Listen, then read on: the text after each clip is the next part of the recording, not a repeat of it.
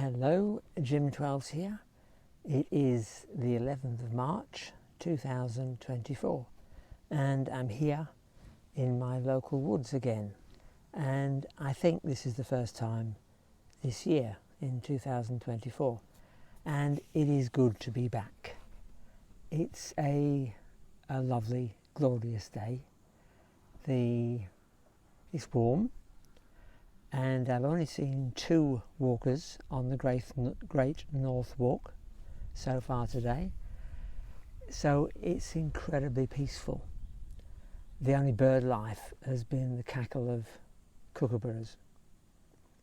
Anyway, today I would like to talk to you about a quote which I saw written on the wall as I walked into the woods, and you'll see the picture on your screen.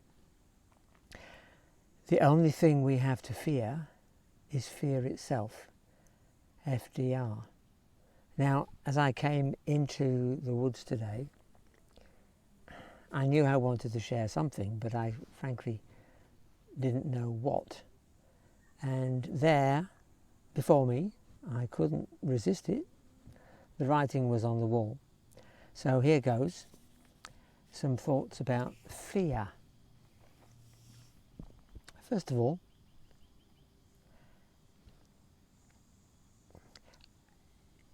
fear is obviously something that we feel, we sense, and my understanding is that we've been created to respond to fear with flight or fight. And I think that's a pretty good thing for us. I really do. So, being that as a given, what about the source of fear? And I know that's pushing it, but let me try. Let's think about external fear. Real or imagined, but it's coming from outside of us, and it triggers the thought of fear of being hurt, fear of pain, going to the dentist, needles. Or is it internal? If we have a low self-esteem and we have a negative mindset, a pessimistic worldview, I would argue they are triggers for fear. So if that's you, if that's me, let's recognize it and see that as something that we might have control over. Also, internally, think about jealousy and envy and the relationship between those two, and fear. Are we fearing that something of ours is going to be taken, and it may not have been, but we're fearing it? What about the fear of missing out? FOMO. Is FOMO related to envy, to jealousy? My third point, fear of being different. I think it's inbred in all of us, not to want to not be different, but to follow the crowd. And therefore, if we're fearful of finding ourselves in a position where we're different, and we don't want that. We really, really don't. Fear of the unknown. I think of the explorers, Magellan, Humboldt, James Cook.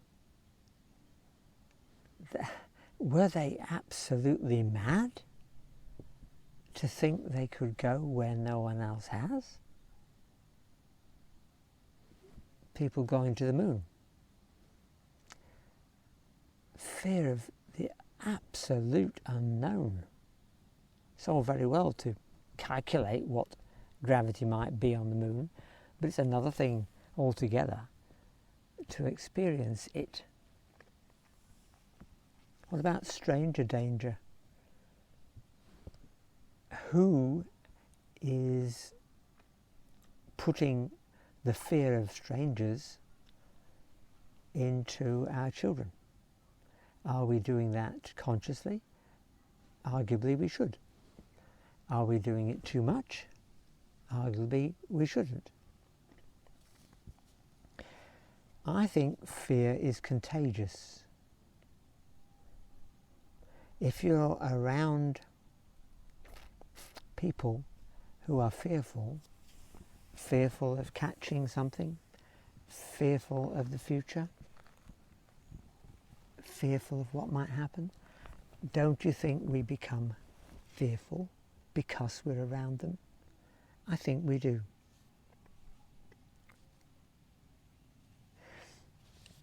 Now, if we're going to an unsafe place, a part of the world where pickpockets, muggings might be prevalent, wouldn't we be sensible to learn some self-defense? Yeah. So self-defense is an antidote to the fear of being attacked. So the stronger we are in our head, the less the fear we'll have of being attacked.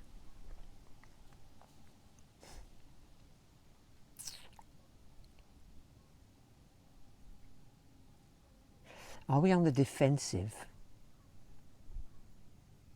Do we find ourselves being in a place of isolation where we simply want to defend what we've got? We don't want to push forward, and arguably the opposite of defence is attack. But I'm just puzzling about that word. Perhaps another way of looking at this point is, are we passive, compliant people, prone to fear, or are we questioning and creative people who don't necessarily buy the fear?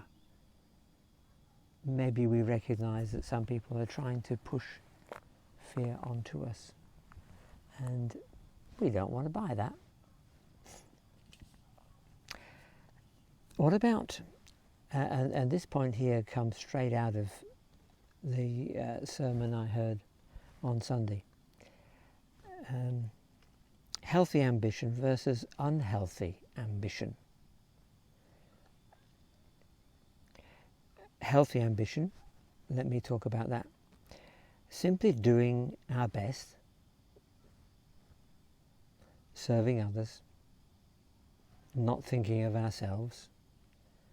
I think that tends to be an antidote to fear. Whereas the opposite, unhealthy ambition, is always watching your back, fearing that you might be attacked, looking for what you can get. So, healthy ambition, good. Unhealthy ambition, bad.